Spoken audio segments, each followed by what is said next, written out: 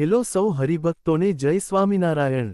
આજ બરોબર 6 મહિના પહેલા એક અતિ મહત્વની જાહેરાત થઈ હતી જે ખાસ આપણી દેવભાષા સંસ્કૃત માટે તો વિશેષ હતી જે હતી સરસ્વતી સમ્માન 2024 એનાયત જે BAPS સંસ્થાના સંત અને સમગ્ર સ્વામિનારાયણ સંપ્રદાયના સૌથી વિદ્વાન સંત જે ફક્ત સ્વામિનારાયણ સંપ્રદાય જ નહીં પણ આ યુગના પણ સૌથી વિદ્વાન સંત છે એવા મહામહોપાધ્યાય ભદ્રેશદાસ સ્વામીને આ એવોર્ડ મળ્યો।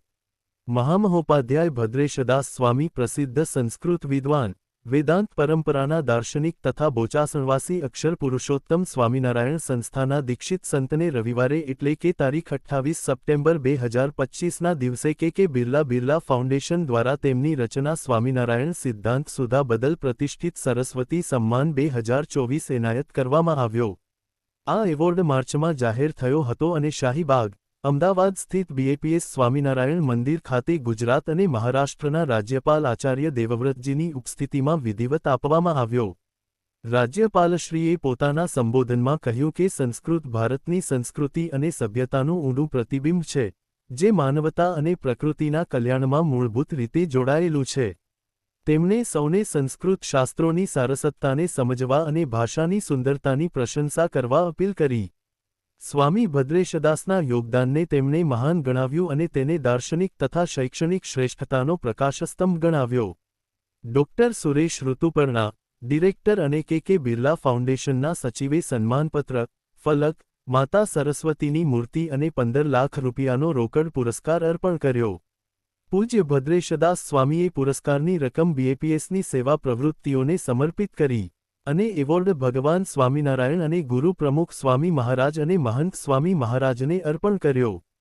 કાર્યક્રમમાં અન્ય મહાનુભાવો પણ હાજર રહ્યા જેમ કે ભારતના ભૂતપૂર્વ સુપ્રીમ કોર્ટના ન્યાયમૂર્તિ અને એવોર્ડ સિલેક્શન કમિટીના અધ્યક્ષ અરુણકુમાર સિકરી, ગાંધીનગર અક્ષરધામના મહંત પૂજ્ય આનંદ સ્વરૂપ સ્વામી, અબુ ધાબી મંદિરના વડા સંત પૂજ્ય બ્રહ્મવિહારી સ્વામી તથા 10 મોટી યુનિવર્સિટીના કુલપતિઓ।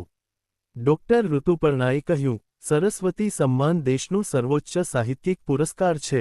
મને આનંદ છે કે મહામહોપાધ્યાય પૂજ્ય ભદ્રેશદાસ સ્વામી દ્વારા રચિત સ્વામિનારાયણ સિદ્ધાંત સુધા ને આ 34મો પ્રતિષ્ઠિત એવોર્ડ મળ્યો છે। મારી પ્રાર્થના છે કે માં સરસ્વતી ભવિષ્યમાં પણ તેમને આવી ગહન કૃતિઓ લખવા માટે પ્રેરણા આપે। સરસ્વતી સમ્માન 1991માં સ્થાપિત થયો હતો। આ એવોર્ડ ભારતીય નાગરિક દ્વારા છેલ્લા 10 વર્ષમાં પ્રકાશિત થયેલ શ્રેષ્ઠ કૃતિને આપવામાં આવે છે જે ભારતના બંધારણની 8મી અનુસૂચિમાં સમાવિષ્ટ 22 ભાષાઓમાંથી કોઈપણ એક ભાષામાં હોય। તેમાં સાહિત્ય ઇતિહાસ, સમીક્ષા, નિબંધ, જીવનચરિત્ર અને આત્મકથા જેવા પ્રકારોનો સમાવેશ થાય છે। આ વર્ષો દરમિયાન આ એવોર્ડ હરિવંશરાય બચ્ચન, હિન્દી આત્મકથા 10 દ્વાર સે સોપાન તક, વિજય તેંડુલકર, મરાઠી નાટક કન્યાદાન, શમસુર રહમાન ફરૂકી, ઉર્દૂ સમીક્ષા શેર-એ શોર અંગેજ અને તાજેતરમાં પ્રભા વર્મા, મલયાળમ કાવ્ય નવલકથા રૌદ્ર સાત્વિકમ જેવા પ્રખ્યાત સાહિત્યકારોને આપવામાં આવ્યો છે। પૂજ્ય ભદ્રેશદાસ સ્વામીના જીવન પર ટૂંકી દ્રષ્ટિ કરીએ તો સ્વામીનો જન્મ 1966માં મહારાષ્ટ્રના નાંદેડ ખાતે થયો હતો અને 1981માં પ્રમુખ સ્વામી મહારાજે તેમને સાધુ તરીકે દીક્ષા આપી હતી।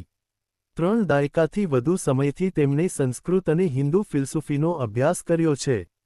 તેમણે વિવિધ દર્શન પર PhD, ભાગવદ ગીતા પર PhD તથા વેદાંતમાં D.Litt મેળવી છે।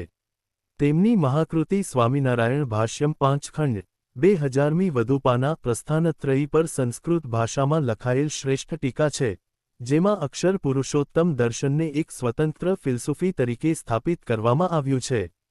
સાથે સાથે ભાષ્ય રત્નાકર, વેદાંત માર્તંડ જેવી અનેક ઉપાધિ, સર્ટિફિકેટ, એવોર્ડ મળ્યા છે કે જેમની ગણતરી થઈ શકે તેમ નથી। તેમની પુરસ્કાર પ્રાપ્ત કૃતિ સ્વામિનારાયણ સિદ્ધાંત સુધા એક વાદ ગ્રંથ છે જેમાં વૈદિક અને વેદાંતિક સિદ્ધાંતોનું સુસંગત સંકલન છે। આ ગ્રંથ અક્ષર પુરુષોત્તમ દર્શનને તર્કસંગત અને સરળ સંસ્કૃત ભાષામાં રજૂ કરે છે। તે સમાનતા, સમાજમાં શાંતિ, જાતિ ધર્મના વિવાદનો અંત અને સૌને જ્ઞાન તથા મુક્તિનો અધિકાર આપવાનો સંદેશ આપે છે। નિવૃત્ત ન્યાયમૂર્તિ સિકરીએ સંસ્કૃત ભાષાની અનોખી આકર્ષકતા પર પ્રકાશ પાડ્યો। તેમણે જણાવ્યું કે પૂજ્ય ભદ્રેશદાસ સ્વામી જેવા વિદ્વાનોના કારણે સંસ્કૃતને ફરીથી વૈશ્વિક માન્યતા અને આદર મળી રહ્યો છે। તેમણે કહ્યું, 22 ભાષાઓમાં થયેલા ગહન મૂલ્યાંકન બાદ આ કૃતિને સર્વોત્કૃષ્ટ અને અનોખી માન્ય ઠરાવીને પસંદ કરવામાં આવી છે. તો હરિભક્તો, આપણે સૌ કોમેન્ટમાં પૂજ્ય ભદ્રેશદાસ સ્વામીને અભિનંદન આપીએ અને ભગવાન સ્વામિનારાયણ અને ગુરુ મહંત સ્વામી મહારાજના ચરણોમાં પ્રાર્થના કરીએ પૂજ્ય ભદ્રેશ સ્વામી દ્વારા આપણે આવા જ શાસ્ત્રો મળતા રહે. સર્વ હરિભક્તોને જય સ્વામિનારાયણ.